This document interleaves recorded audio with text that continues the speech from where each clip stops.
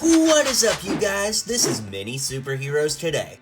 And in today's video, we'll be taking a look at what I think is one of the coolest LEGO sets ever, and that is the Nintendo Entertainment System LEGO set.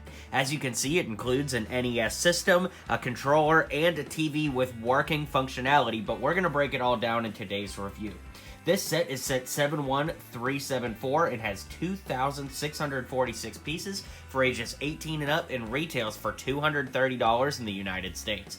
Now, looking at this overview, there's going to be so much to break down, and I'm so excited to do that in today's video, and I want to say a big thank you to LEGO for sending me this to review through the LEGO Ambassador Network. I actually wrote an article called The Top 20 LEGO Sets of All Time. I'll link that in the description below, and this actually came in at number 10, so I have high regard for this set, but let's stop talking about it and let's start breaking it down so you can see exactly what I mean. Alright, so there are no minifigures here, of course, but we do get this great controller. Now, it's almost to scale, as you can see it in my hand here. Everything here is printed, which is so nice. There's only a few stickers, and I'll show you them as we get to them, but the bottom is exactly as shown here. The studs, or the bottom studs, if you will, are shown as that. I love that it's actually completely flat on top. Other than the directional pad, there are no actual studs showing on the top, and I like that the directional pad is left like that because it does let us realize that this is a LEGO set all in all. Now, there is a cable that comes out of the back. It's a very thick hose piece. I can't really even think of another LEGO set in my collection that has a hose of this consistency, but it's still very cool. The select and start buttons. Now, you can't actually press the buttons down or do anything. It's all for display, but it is amazing how close to scale it actually is. Then we get to the front of the console. Once again, all of the pieces here that have writing on them are printed, which is just such a nice touch. There are some pieces that have stickers, but I will get to those when I get to them. There's a little power button and a reset button. They don't actually do anything, they're just for show, but I love that you can actually unplug the controller. You see that you've kind of got these little Technic pins there, kind of like the swivel pins, and then those click into little like pole grip pieces, that's what I call those, and it goes right in there. Technically, if you bought two of these, you could plug in two controllers, but that'd be pretty expensive, and I don't really know why you would need to do that. Now, on the front here, you can see it says Nintendo Entertainment System on printed bricks. There's a little ledge right here. If you put your finger under it, you can lift it up, and there is a game cartridge inside. Is that not amazing?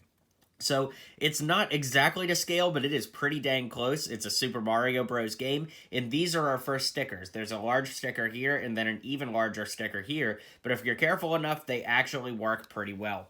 The back, just like the controller, shows all the studs, just like this, and it is kind of notched at the front like a Nintendo Entertainment System game would have been.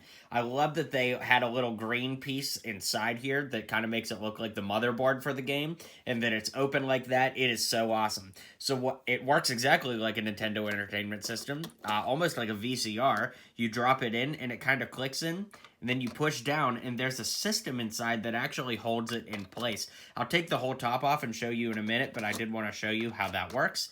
Then, of course, you can close that, and that is the entire front of the NES.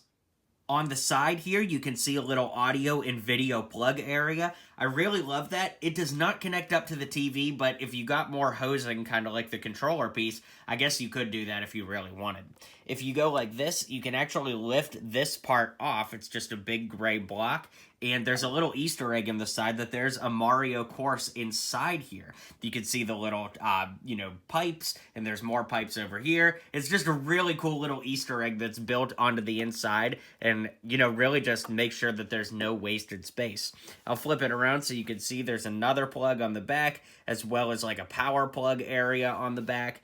As we flip it around, there's actually nothing on this side. It's a completely solid build, but we can lift the top off, so let's go ahead and do that. Alright, so here is the NES with the top lifted off. As you can see, there's a lot of intricate colors on the inside. That's used to help you actually build it along the way so you don't get confused what goes where. But if we lift this up, I can kind of show you. Remember, I click this down. When I click that down, it moves it up and back down again. And there is like a little pin system in here. It's a little hard to see once it's built, but you can see that that's how it works. So it's very cool, it's very authentic, and I really love that. Here's the top, which of course looks like this. You can flip it over and then boom, the NES is back to its original state. So let's take a look at the TV now. So as mentioned, the TV and the NES don't actually connect up. They're their own freestanding pieces, but they are both amazing builds. Honestly, it's like they could have broken this set up into two, and each one would be a great freestanding set on its own, but they definitely work best as a pair. Now, we're going to break everything down on this TV, but just starting out with the front here, on this side, you build all of these little 1x1 studs to make it look like a speaker, and then on this side, there's actually a little bit of functionality. You know, the brightness controls and things like that. These don't actually move, they're just for show, but there is this little channel switcher here that does move, and on the inside you actually build like a little straw piece in there, sort of, and it actually has some resistance as you click it. If I shut up, you can hear it click. So that is pretty cool. As we turn it on the side here, there's a little crank, and when you move the crank, it actually makes Mario move on the TV. I'll show you that in a little bit more detail as we build along. But let me show you the back of the TV. Our only other sticker actually comes on the back of the TV. It's just this little kind of warranty sticker for the TV, as you can see, like all of the certification and things like that. It's cool. I don't really know if there are any Easter eggs in there or anything, but here's where you would plug in the NES if you were to plug it in. And up here, you'll see, if you look at the box art, there was actually supposed to be like a big antenna for this, but for some reason, my set was actually missing that antenna. If you had it, you could kind of push it up like this and have it out, or you could fold it back and clip it into the TV, but it was really weird. It's a very big piece, so I'm going to contact Lego and have them send me another one. Uh-oh, the TV stand fell apart, but let me zoom out and I'll rebuild it and show you. Okay, the TV stand is rebuilt. You can see there's not really much to it, but basically you just set the TV stand like so. You pick up the TV, and then if you look at the bottom, there are like these gray pieces, and you just kind of line those up, and then it falls right into place. I've found that I've had to shimmy it around a little bit, but there it goes right in place on the stand. Now, this is my first Lego Nintendo set because the Mario sets don't particularly interest me, but if you lift off this middle panel, there is a little scanner here, and if you put Mario, like the big Mario right here, he actually makes noises for you as you play the game, so that's kind of interesting.